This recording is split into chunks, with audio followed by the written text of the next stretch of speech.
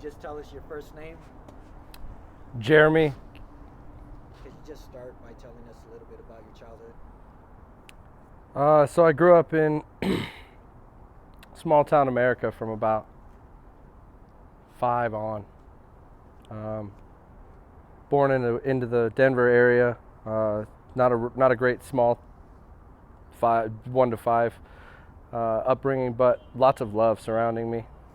Lots of the inspirations from childhood are from those still connected in that first 5 years. My mom moved us to the small town very early to kind of keep us safe and protect us because she was a single mom working her butt off. My stepdad came into my life about 5, and he kind of had a Navy upbringing. He had a very hard upbringing, and he had a set rules. And I think I bucked him because Mom didn't have rules. So we didn't have a great relationship when I was younger, and I kind of looked at him as the enemy for most of my childhood because of the way that parenting is done from time to time. And what were your dreams as a kid, if you remember? Dreams as a kid, I wanted to be a doctor. I wanted to be a pediatrician, to be exact. I really loved working with kids.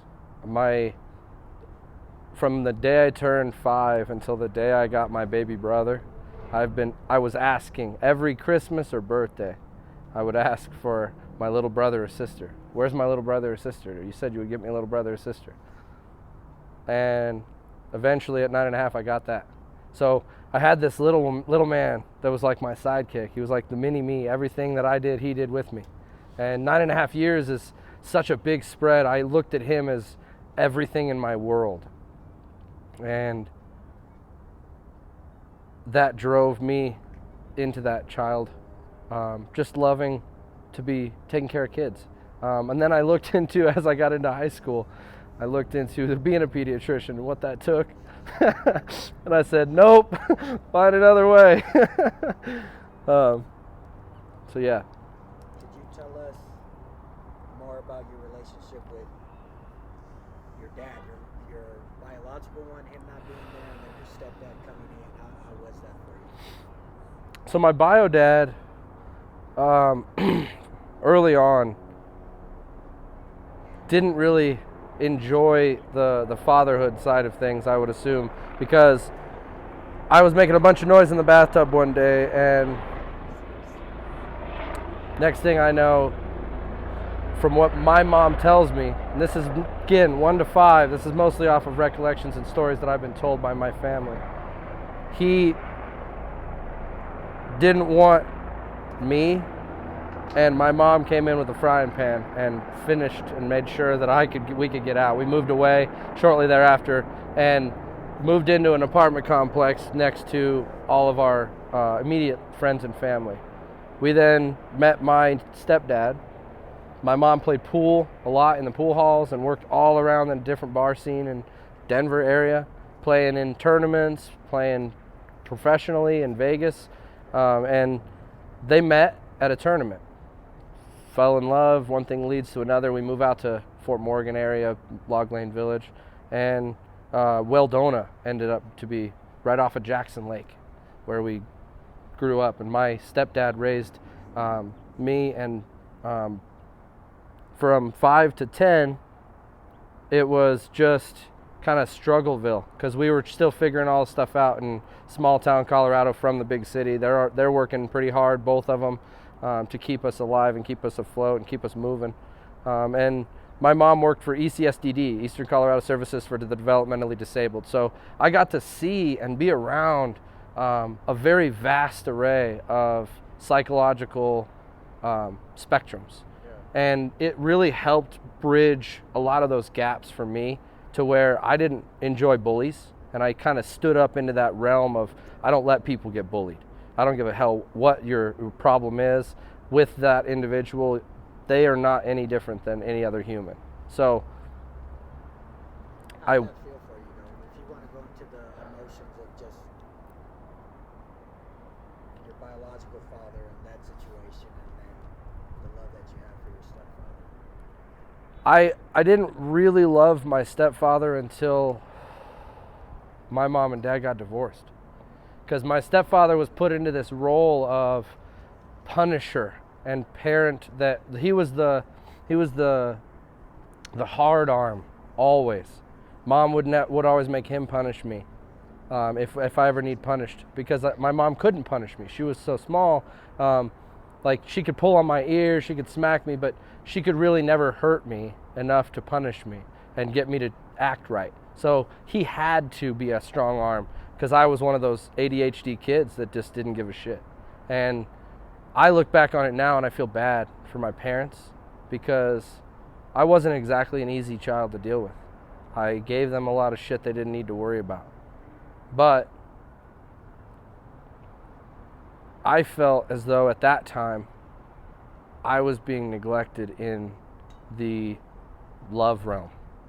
And that sucks.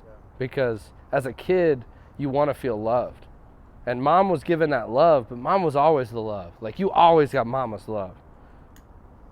You don't have support from a father figure if all they do is punish, and if that's all they're forced to do.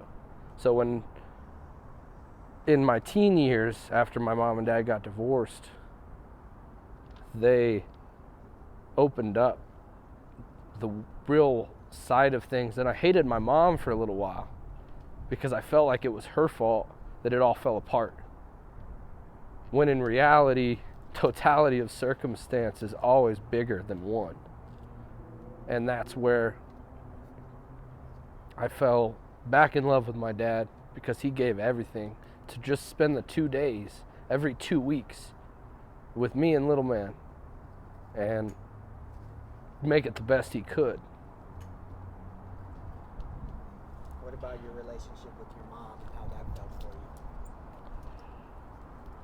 you? I bucked her hard, so hard. I even unconsciously got married and called her the day of, because she was so far outside the mind, which ruined the relationship with my wife and my mom.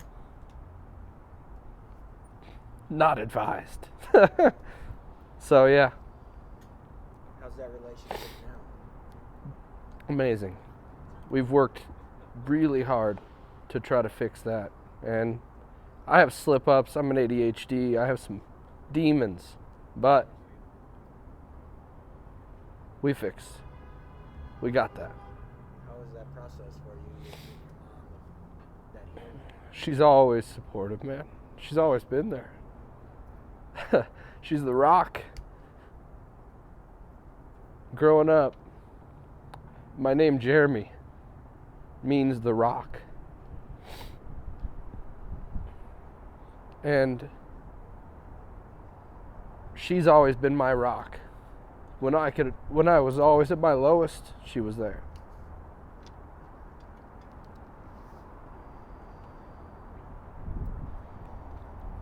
What's the biggest thing you learned from your parents and Trust and communicate. Those are keys in life. You have to trust, but in order to trust, you have to have complete open line communication. And if you don't have that, it will not end well.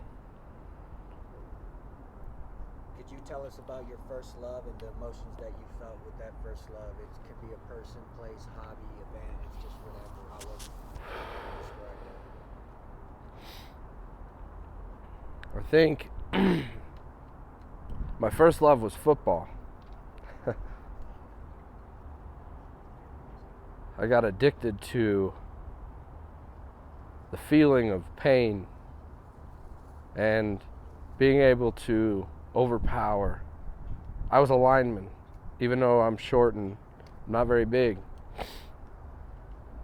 We got taught different ways on how to manipulate the body. We got taught the lower man always wins. And I learned that in wrestling especially, but my first love was always football. And we won 3 state championships in my high school time. We were undefeated my first 3 years of my high school career. And we lost to Yuma twice in our senior year for the state championship and during the original season. So I've only lost to Yuma, and I can accept that loss because my gramps was from Yuma as a state champion wrestler. So I have to give the Yuma guys some mad respect. They're hard. they're hardy people too. We're all hard out there in the small towns. And the resilience shows through in every day, from that football seasons to the small town community environment and the support that's there. And just the amount of love for our kids in all aspects of life as humans is just, it's just amazing. So, football for sure.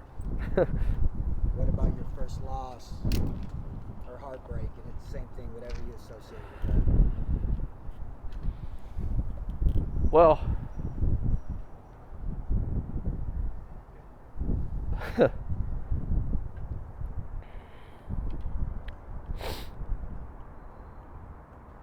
that's an easy one.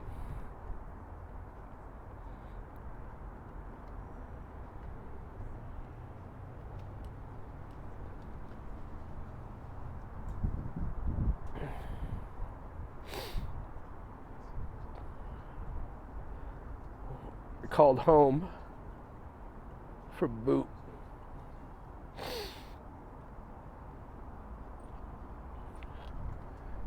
And my mom tells me, honey, I got some bad news.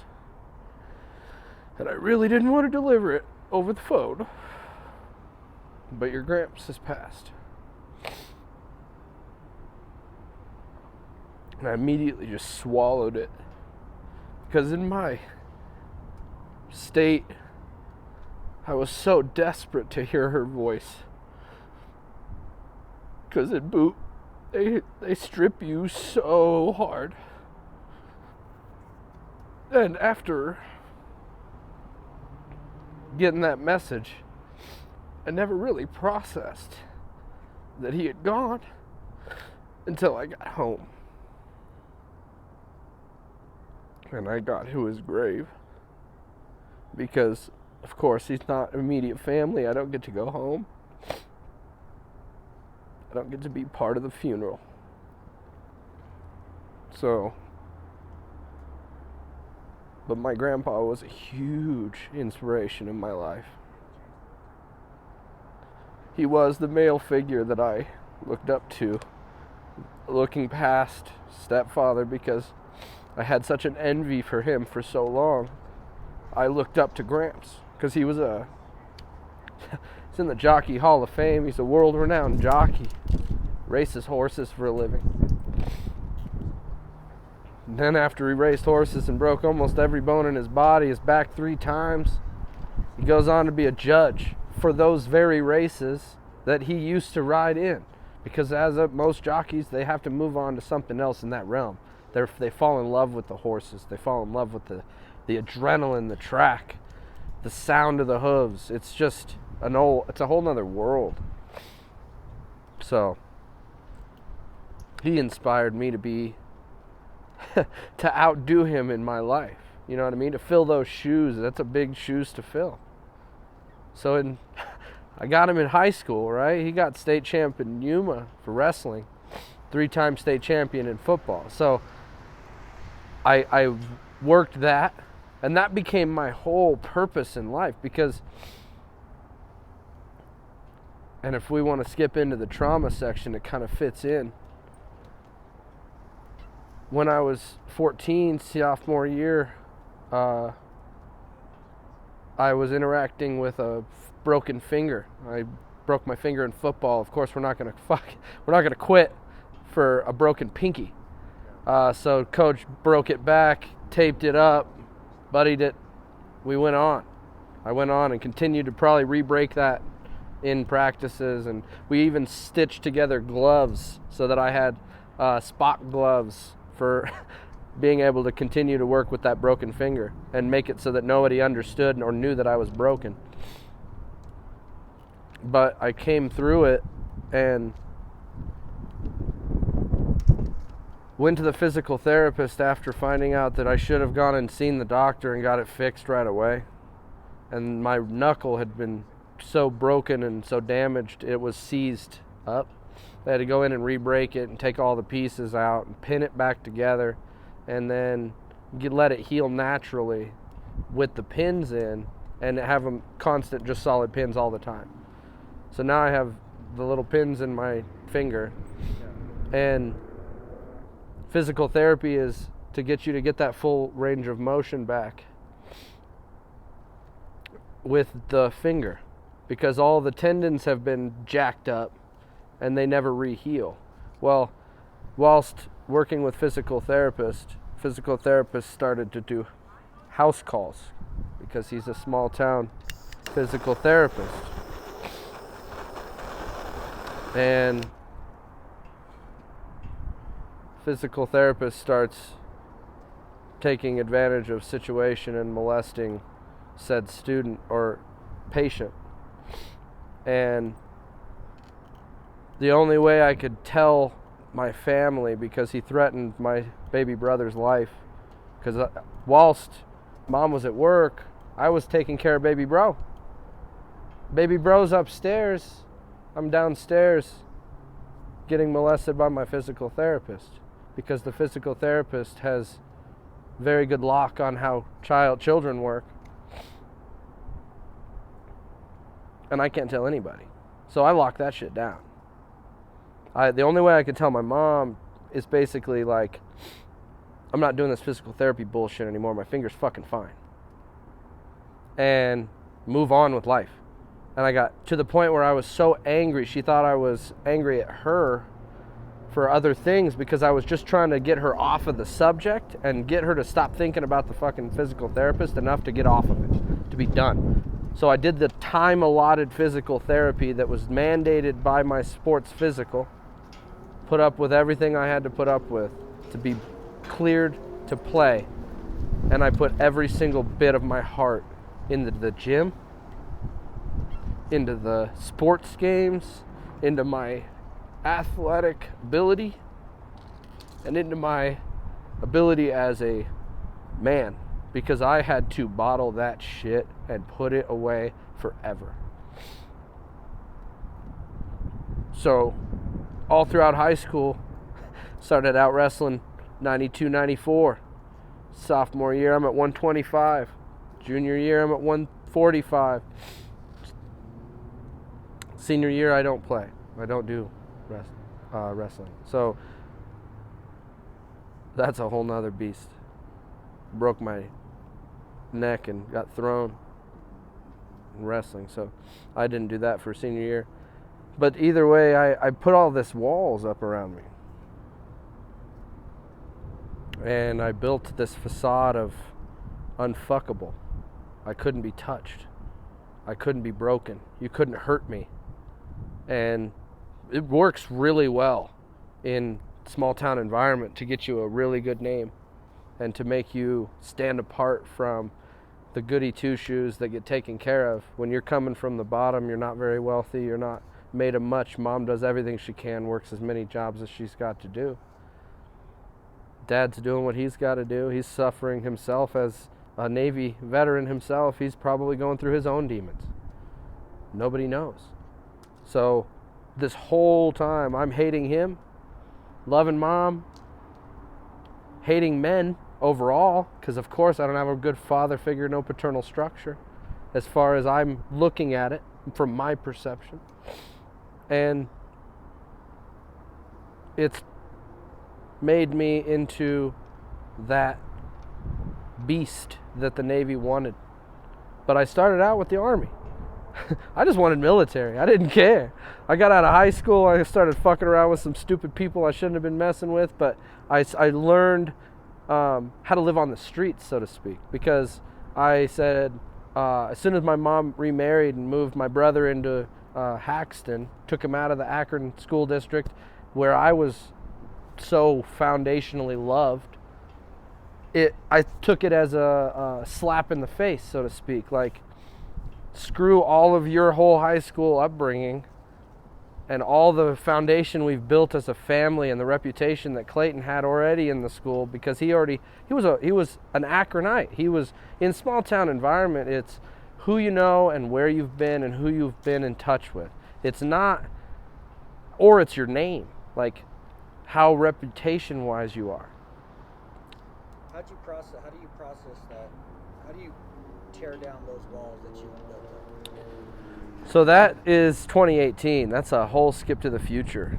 Yeah. So we go out of after the military and all of my issues there, we went into the prison system, and I started getting into the correctional industries and working all the awesome stuff there, and got put in this program for working with the cloverleaf and the hardest part of the prison. And really, I was trying to get my wife out, because my wife and I both moved back into the prison after our daughter was old enough that my dad could take care of her. And she was a correction officer at the same time. So when I got put in, I was in easy peasy. We called it it used to be called the Thunderdome, but it was 1 and 2. It's where the dog program was. It's where all the best inmates are. They get ice cream and all the cable TV and everything they want as far as like incentivizing them for good behavior. And I was like, man, I need to get her out of the cloverleaf, which is like 2 officers on every inmate, because if you get them too close to each other, sometimes the gang affiliation make them want to kill each other. Yeah. And it's like there's those people who are so driven by that aggression. They've been so mentally broken for so long, they can't get back into Gen Pop. So they have to go somewhere. We still want to try to get them integrated. We still put them on table time. We still give them many, many hours out of their cell, for the simple fact of human beings need that interaction. But that was not an easy place to work. There's a lot of crazy, crazy people in those places, not on both on the offender side and on the officer side. So as an officer, I knew the dangers that she was in every day, and I was like, I need to find a way to get myself in there so she can get out. And the only way to do that was to volunteer for this training program.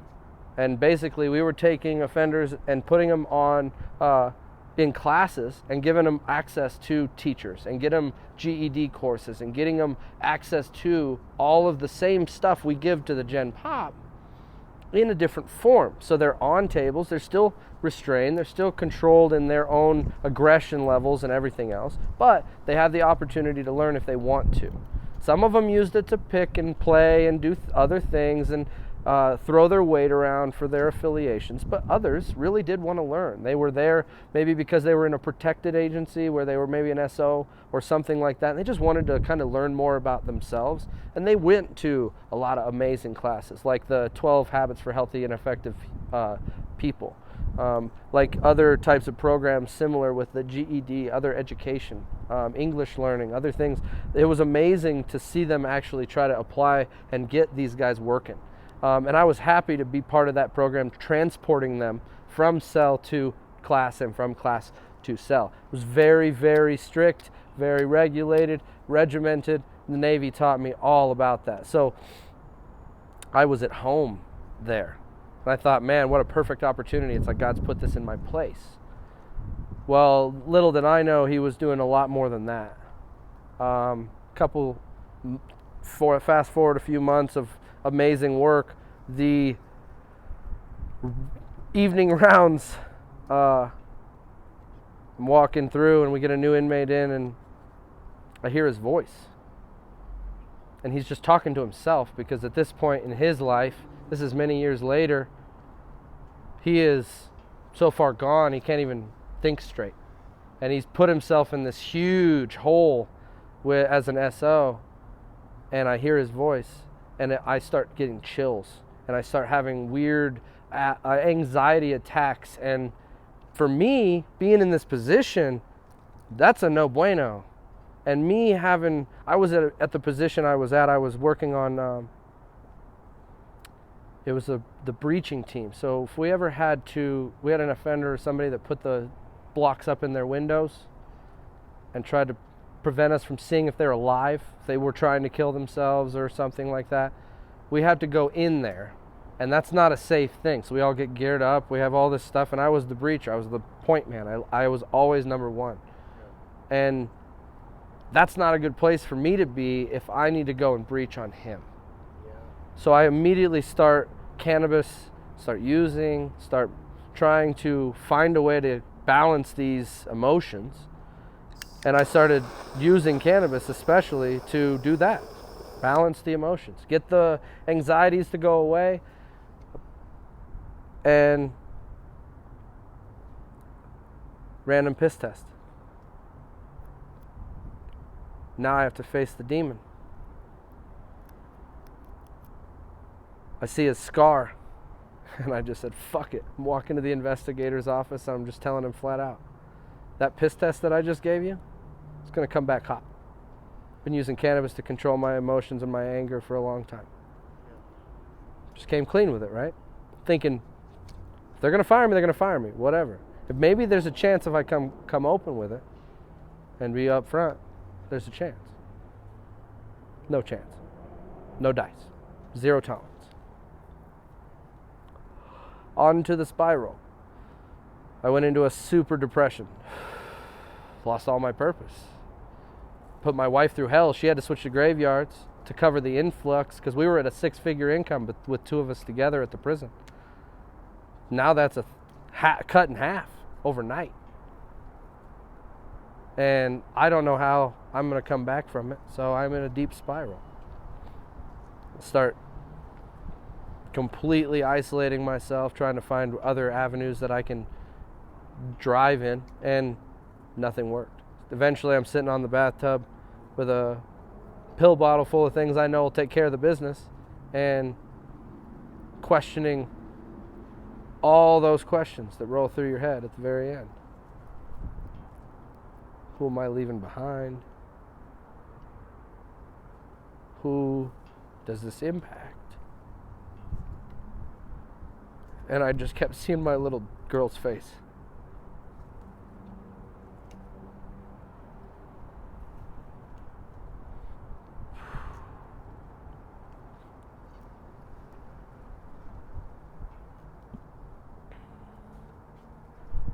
And that's what stopped me. My wife called the hotline. A lovely Southern woman talked to me and explained everything. And I talked to her for about an hour and a half, 2 hours. And then my mom showed up. She walked me around the block. And in those 2 conversations, I knew what I was living for again. And that little girl became my world. She filled that why, and then some.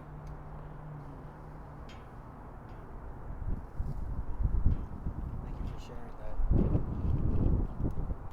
So the next question is, who would you say first taught you love? Same. I thought I knew what love was, you know, like the mom and you love your mom. But when you hold your firstborn in your hands, ain't nothing like it. You went into the room, one man, you came out another. And if that didn't happen for you, fatherhood ain't your thing. But if it did, which most, if not all, I think, that's the one moment I figured out how much I could love something and someone.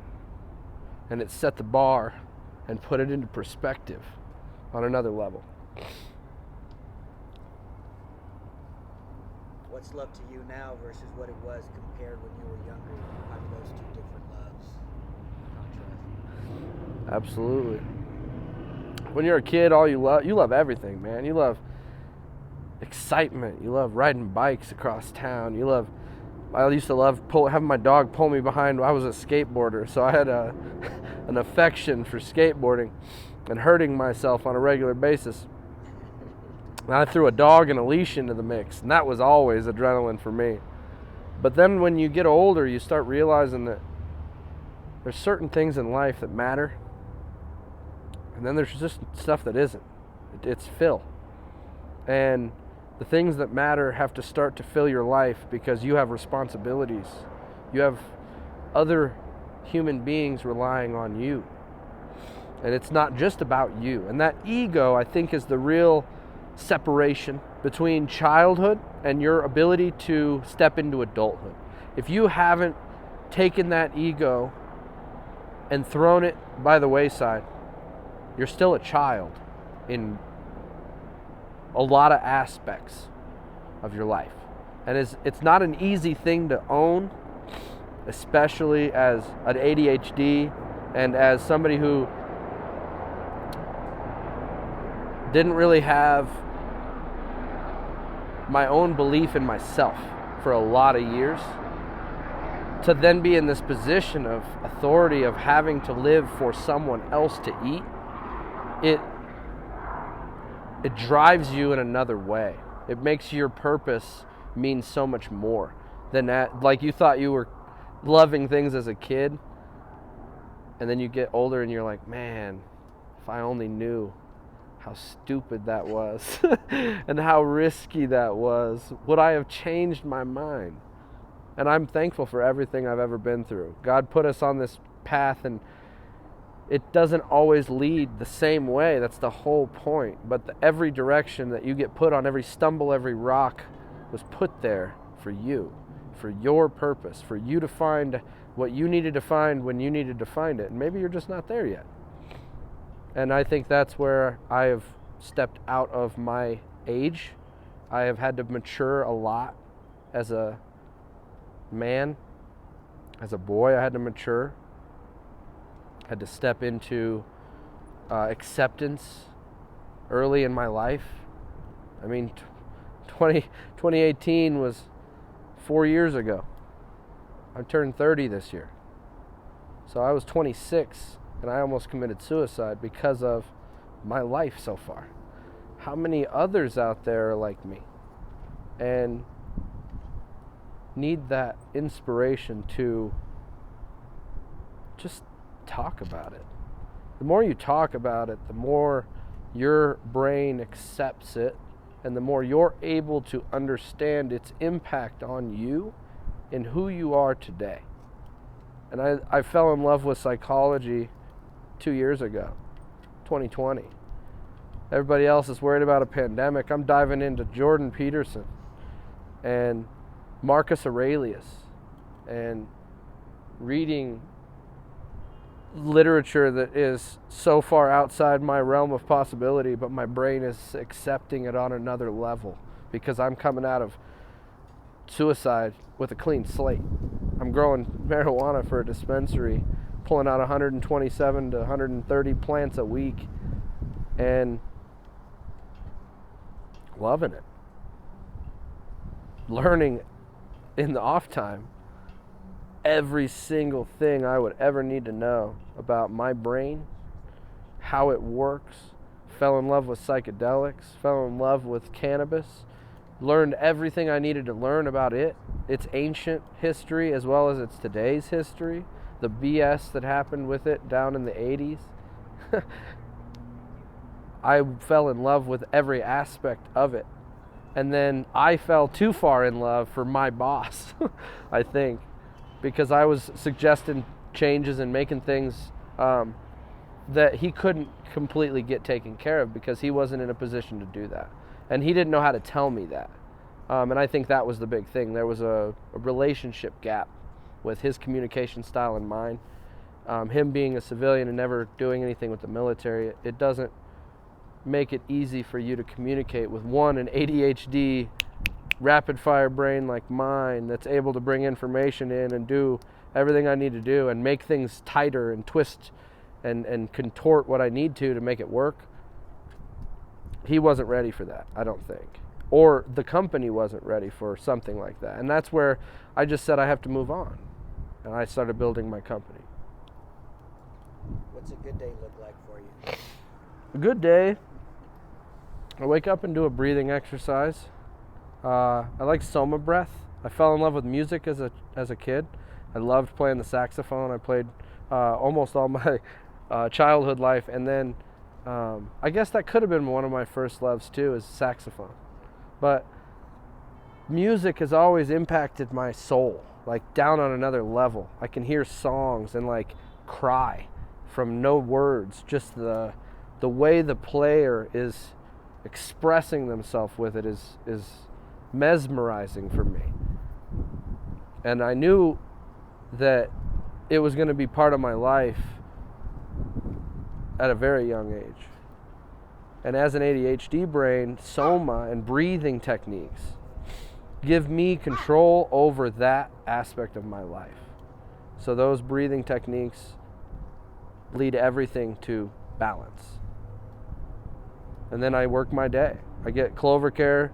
I have meetups usually for VSO stuff, meetups for Clover Care, meetups for everything, and it's all in the same lane. So it's all the same work for me. It's all passion. It's all love. I don't feel like I'm working most days. So right now it's bliss. I'm in heaven no matter whether I have $1 in my pocket or 100. It's heaven because my family's at home and they're taken care of. It's not easy, but we make it work. We don't need much. And I think that's one of the things I've been humbled early. I went through bankruptcy right around that 2018 disaster. And 2019, we had to recover. 2020, we had to recover. We had no ability to get anything done. So we're living in a camper, like 8x30, and no slide outs with a baby, 4-year-old. And she doesn't know any different. It hurts me, though, as a father, to not be able to give my daughter the world she deserves. So I was working diligently to figure that out. What's a bad day look like for you? How do you get through that bad day? Oh, bad days are depression, anxiety, fear of failure, remorse for stupidity, and communication missed. But lately I've fell in love with Jesus again, and I found the Lord again, and I fell in love with prayer and the freedom it gives me to just pray it away, man. Give it away. It's not mine. It's His. It's gone. I'm there with Him. I don't have to worry about it. I will be with Him eventually. So I have no fear. I don't fear death. I welcome it. I look forward to it. But I'm not done here yet. And He has one hell of a path lined out for me and my team and my people, because I love my vets so much that there is no way I'm going to let any one of them fall without knowing I was there to hold them, at least give them that hand. You're never alone. Don't ever think you're alone, because there are more out there just like you that need this, that need to be able to share their message with another person who just gets it, who doesn't judge, doesn't look at you as a bad person or a pansy for not saying something, or look at you any differently after you're done with the conversation.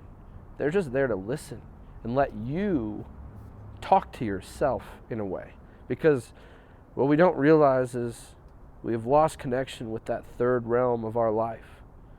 There's the body, there's the mind, and then there's the spirit. And whether we realize it or want to admit it or not, if you ain't in line with all three, you're screwing up one of the other ones. And that's what I found peace in. It's how I get out of my dark days. Or my wife slaps me out of them.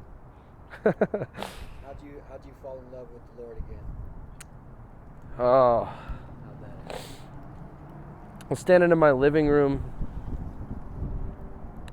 pretty stoned, not gonna lie.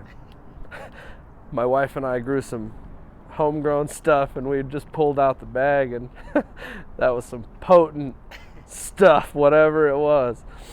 But I almost had this like lightning strike feeling in my heart, and my whole body went cold. And I had this immediate urge to go and grab my Bible. And it was like in a box buried, like we didn't know where it was. And I was like, I gotta go get my Bible. And I flipped it open.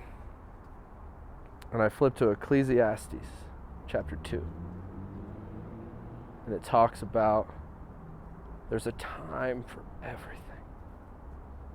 A time for anger. And a time for love. A time for war. And a time for peace. And it has this huge list of the world we live in. And this is in 2020. And we're watching chaos unfold around us and the stupidity of our world. And as veterans, we're all questioning ourselves, going, what the fuck did I do all this trauma to myself for? Why? Why did I go and live through it for people to treat it the way that they do? And I kept leaning back on the Lord, and He kept telling me, everything you do impacts others. And it's such a powerful thing when you just love uncontrollably. It's infectious, and it's irking to those who hate to love. When you literally get confronted with anger and you go, I'm going to pray for you because something's going on in your world and you need some love. And that goes straight through all that anger, penetrates through all that hatred, all that disregard for social anything, and hits them right in the heart and makes them look inside themselves. And all you got to do now is choose whether he's worth walking away from or not. Is he worth something to you? Or are they worth something to you? Or are they somebody you can walk away from and let them sit with that message? And do what you said you're going to do, though. Go pray for him. Because they need that in order to find that light someday. I'm the guy that goes into the pool hall and puts quarters in the pool table. It's because I know some days I would get out of work so flaming mad at work and life, go straight to the bar, throw the quarters in and play 6 rounds of pool. First round's on me, because your day was a hell of a day and you deserve at least one fucking gold gem. What's a person or an event that shaped you, good or bad? Gramps. My grandfather taught me how to be tough. When you're trying to look up to a jockey who's broken nearly every bone in his body, broke his back 3 times, had a literal vial of nitroglycerin around his neck because sometimes his pain would get so bad he would be crippled on the floor. He helped me get through my trauma. In the military, I fell and hurt my back really bad. And it crippled my brain as well, because as a younger 25-year-old, 23-year-old, 20-year-old, I'm not able to do what I used to do in high school anymore. I can't even do what I did in high school because of the trauma that I took in the spine and the back spasms and the issues that I have with my pain. But him going through life with a smile on his face, not letting a damn person know he hurt, was such an inspiration. And it built me this perfect model of how to be that man in my life. And that's what I try to do.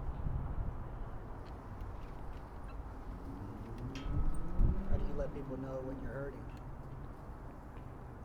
My emotions are well and open. I've learned to accept God tugs on me through those tears.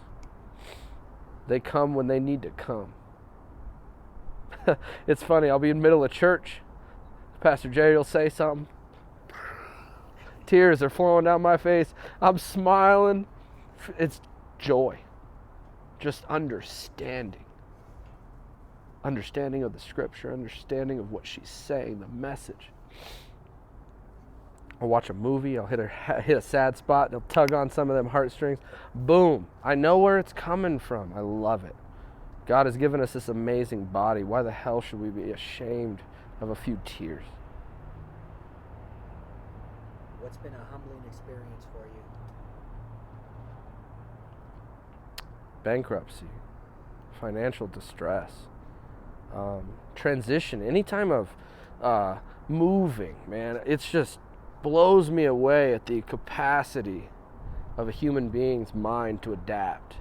And as well, like, one of the big things with humans especially is we have this crazy fire where there's this untapped section of our soul that comes out only when it has to, and it can only be there for a small amount of time. Women during childbirth are a great example. My wife is the Hulk in a tiny little miniaturized body. That woman stood in stirrups, delivered with an epidural, and it was just unbelievable watching her be able to push through all of it, to know what she was doing, and just the innate ability of people to adapt to just crappy environments just ceases to amaze me. And they make the best out of them. Like, families do the best they can with what they're delivered, and man, do they, most times, they figure it out with a smile on their face. So, kudos to beasts like us, humans. Go in your mind and think. This life event can be mental, physical, or spiritual. Can you tell us about a time in your life that you can relate with the word war? When I was overseas in the Navy, I was on a destroyer, so we did a lot of independent steaming. We were with the carrier from time to time, but we went off and worked with individual countries. And I did this volunteer event in South Korea, where we went to this school and taught kids how to play soccer. Well, that's what we were told, right? We were told, you guys are going to go, you're going to teach soccer, take some pictures, smile, wave, ha ha ha, laugh, love, have fun with the kids. We get there and most of the kids don't even have shoes or shirts. We brought shirts so we could make teams. So like, they were so happy to have clothes on their back that it was just like mesmerizing, the joy on their face. And I knew right then and there that I had grown up in a very, very wonderful place, and that there were some dark places in this world. There was true evil in this world. And seeing what we saw overseas and what our brothers and sisters had to go through, and seeing the trauma that they came home with, it goes to just compound my will to help those men and women, because I know what that trauma feels like from another side. And that trauma, we deal with it in a different way. Vet TV shows that every day. We understand the world on another level when we've seen the evils we've seen.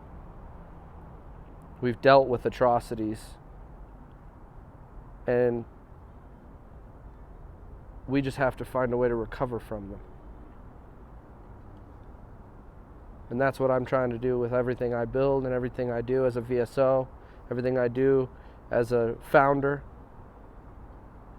It's for that purpose, is to make sure that we know we can recover from it.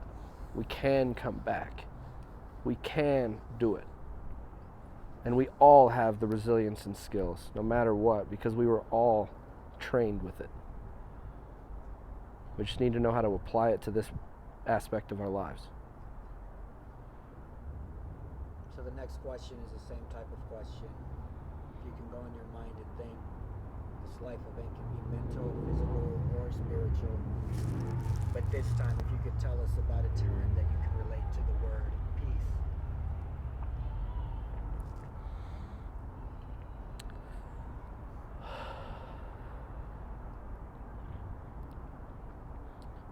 Peace is 2 a.m. Sydney, Australia harbor. Looking up at the sky and seeing the reflection of all the stars across the entire water, and knowing that there is so much in this world we don't have an effing clue about. And it's just that natural beauty of our world that always amazes me. The flowers, the plants, just the world we live in, Earth, is peace. If you really look hard enough. You just gotta get looking. Get close enough. You'll notice it. There's harmony everywhere. Could you tell us about a truly difficult time in your life, how it felt, how you endured? I think just the suicide attempt and my recovery from just figuring out what that trauma and childhood did to me, and kind of connecting all the dots with why I did what I did, and learning how to do that with ADHD and do it all with, I don't say the VA doesn't have help, but they are so hard to navigate. If you don't have the assistance, you don't know who to talk to. You don't know who to get in touch with. And you will go through a ringer of different varieties of people who can get through it, but sometimes it doesn't mesh with your life or your brain. And I found that one person, and that changed everything. As soon as I found the person that could connect those dots for me, that could tell me, you did this because of this reason, and your brain was doing this to protect you or whatever. It opened up so many doors in my mind and in my passion and in my future that I can't fail, because everything I'm doing is just working from what I did yesterday. I'm only competing with myself and my shadow. So what I did yesterday, am I doing a little better, Jeremy? Am I saying less cuss words? I almost slipped one right there. The Navy doesn't exactly build those things in good. So am I being a better person? Am I working as a better father? Am I a better mentor to my team? Am I doing my best as a friend? Am I working on building friends? Because these are all very important aspects of our life. And I just do my best there. Just compete with myself. What's the happiest moment in your life? Birth of my first child, man. I was on cloud 9 for like a good solid year, and I didn't even realize that my wife was going through depression and postpartum, and looking back, it was like I was up here. And I was just so happy to finally be a dad and finally be able to support my family. And I wasn't there for my wife when I needed to be. And so the happiest moment leads to one of the closest I've ever been to suicide since, was just losing my wife and losing the supports that she brings. For my mind, she's not. I'm ADHD, so she deals with a lot. That woman has been through more than you could ever ask her to go through. But she's still there. She's still standing there. She's still supporting. She still loves and cherishes and takes care of me where she has to. And she does it without question. So just knowing that I have that keeps me supported, and knows that it just lets me know no matter what happens in the future with money and everything, all this chaos in the world we're living around us, I'm happy. I'm blessed in so many more ways that I don't need the others. I don't care about the others. I just use what I need to get by. What keeps you up at night? Taking care of my girls. Taking care of everything that I have spoken that I would take care of. My duties as a VSO. Same exact beast, man. My veterans. They are the epitome of... I love their stories. They are so mesmerizing. And they're intoxicating with so many levels of wisdom that for them to be lost would be a shame. And it would be more than a shame. It would be a disservice to them if I didn't do my part to try to make sure they were remembered and they got their services, what they deserved, no matter what it is. Imagine you're in the hospital today with only hours to live. What would be your regrets, if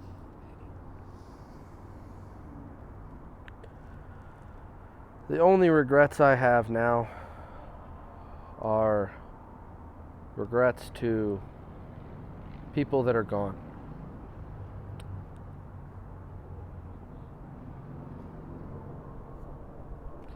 One of my biggest regrets is to a man named Ron. He committed suicide shortly after I went into the military. And I always ask myself, why? Why did he do that? Because I was blocking out massive sections of my childhood through my badassery and the protection I put on myself. I'd never realized that he was clinging on to me and life with friends, and then we all went our separate ways after high school. And he kind of tried to, but never fell into another clique that loved him the way that we did. And I feel like that was my biggest regret, was just losing connection with those people who mean something to you, who take up mass chunks of your life and memories. Don't let go of them, because soon they might not be there. And that's my power with suicide prevention, and the reason I'm so adamant about it is because it is not the only way. There are many others. And I'm here to help you find at least one of them that works for you. Are you at peace with that regret, or are you at amends with that regret? I put him on my body to carry him with me so that he never stops living. And that's my way of taking him with me. Tell me what your dreams were as a kid. What are your dreams now? I wanted to do big things as a kid. I kind of am doing big things as an adult. But I'm scared shitless because if somebody else doesn't see what I see, I'm going to do this for the rest of my life, and who's going to carry this torch when I'm gone? Who's going to be there like I'm there when I'm not there? If I'm hit by a bus tomorrow, who's going to carry this torch? And that's where I'm at now. I just wanted to solidify my future with understanding on every level for everyone involved, the veterans especially. We just don't understand what's wrong. We didn't get the in-brief that said, hey, boot camp's going to psychologically fuck you and not fix you. They're going to fix you their way. And then when you get out, they give you this beautiful little out brief that says 100,000 things in 5 days, and you don't remember shit. So you don't have an assistance with understanding just how broken you are. And sometimes you don't want to admit that. And it takes years to get to that point. But if we're at least understanding, when we go in, you're going to need a psychological profile before and after to let you know that, hey, you're going to have some issues. There's going to be some things you need to work on. But we can help you with that. And we have tools, because the VA does have tools. They have tons of them. We have resources everywhere. We just got to know how to get to them. We got to get connected to them and know we need them without being told we're broken inside or being criticized at work or fired from our job because we're not fit for duty, because we're psychologically broken. The stigma around it has to be dissolved. We're fucking survivors from a war, regardless of what part of it we played. We went to war the second we stepped into boot camp, and those RDCs were our war.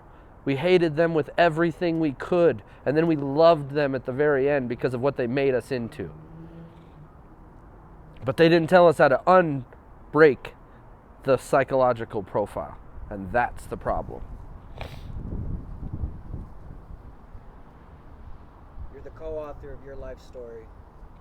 What's your picture perfect end? It's not the end. It's just like it's a movie. Absolutely. I want to see a world where veterans are interacting with their communities in every way, showing their potential, showing the value that the military does have in their tools that they give us. We can be a force for good if we put our minds to it. Look around. We need to stop looking at each other as one or the other, veteran and other. We have a different life path. Some go to college, others go to the military. But we are still the same human beings in the end. And when we put our minds to it, man, is it beautiful. It's just beautiful. So I know that in the future, picture perfect future, veterans are going to pick this whole thing up. Where we're at right now, we just got the biggest gift given to us as veterans in this Iraqi-Afghanistan withdrawal. We just got tied together. 2 centuries of veterans for one absolute purpose. We have a bonding point. We were all broken. We've all been lied to. We've all been told one thing and had to do another. We can join around that and show the civilian world and the rest of the world that we can lead the next level from home. We can be the next generation of leaders. We're already seeing us pop over in the political realm here and there for veterans that are actually building America for America. And this will be one of those stepping stones that veterans pick up the pieces and we go to work like we always love to do. And that's what we've done all of our lives in the military.